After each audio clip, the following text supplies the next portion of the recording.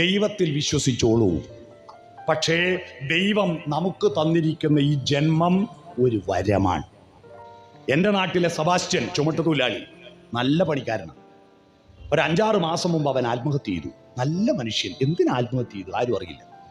ഞാൻ അവൻ്റെ കൂടെ പണിയെടുക്കുന്നവരോട് പോയി ചോദിച്ചു, അതെന്താ സംഭവം? ഒന്നും അറിയില്ല. 2 ആഴ്ചയായി അവൻ മെഴുകുതിരിയും വാങ്ങിയിട്ട് സ്ഥിരം പള്ളിയിൽ പോയിട്ട് പ്രാർത്ഥനയാണ്. എന്താ സംഭവം? ഭാര്യയോട് ചോദിച്ചു, മക്കളോട് ചോദിച്ചു, അവർക്കൊന്നും അറിയില്ല, ഒരു കുഴപ്പമില്ല.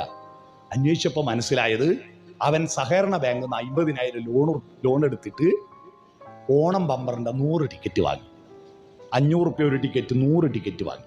എന്നിട്ട് ദിവസവും പോയിട്ട് അവിടെ പോയി പ്രാർത്ഥിച്ചു. ലോട്ടറി അടിച്ചപ്പോൾ റിസൾട്ട് വന്നപ്പോൾ കുറേ ടിക്കറ്റ് ഒന്നിച്ചെടുത്താൽ ചില്ലറ പൈസ കിട്ടുമല്ലോ. 1800 റുപ്യ കിട്ടി. 1800 റുപ്യ. ഈ ലോണ് തിരിച്ചടക്കാൻ കഴിയുന്നില്ല. ഒന്നും കിട്ടാത്തതിൻ്റെ നിരാശയിൽ ആത്മഹത്യ ചെയ്തു. ഭാര്യയും മക്കളും അനാഥരായി.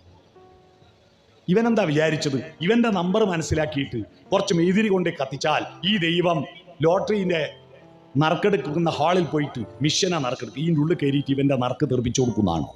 മനസ്സിലാക്കേണ്ടത്, ദൈവത്തിൽ വിശ്വസിച്ചോളൂ. പക്ഷേ ദൈവം നമുക്ക് തന്നിരിക്കുന്ന ഈ ജന്മം ഒരു വരമാണ്. അല്ലാതെ ഈ പുരാണത്തിൽ കുറെ കഥയുണ്ട്.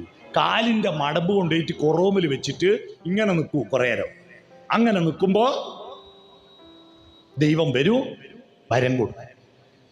പിന്നെ ബാക്കിയുള്ള ആളാവും കൊണ്ട് കെട്ടി ഏലണം. എല്ലാ രാക്ഷസന്മാരും ദൈവം വരം കൊടുത്തിട്ട് ഇടങ്ങാറാക്കി വരാം. എന്നാ ഇത് കൊടുക്കാണ്ട് വെച്ചാൽ പോരെന്ന്. ഈ വരം വരും എന്ന് വിചാരിച്ചിട്ട് നമ്മുടെ കുട്ടികളെ അവനവനിലുള്ള വിശ്വാസം നഷ്ടപ്പെടുത്തരുത്.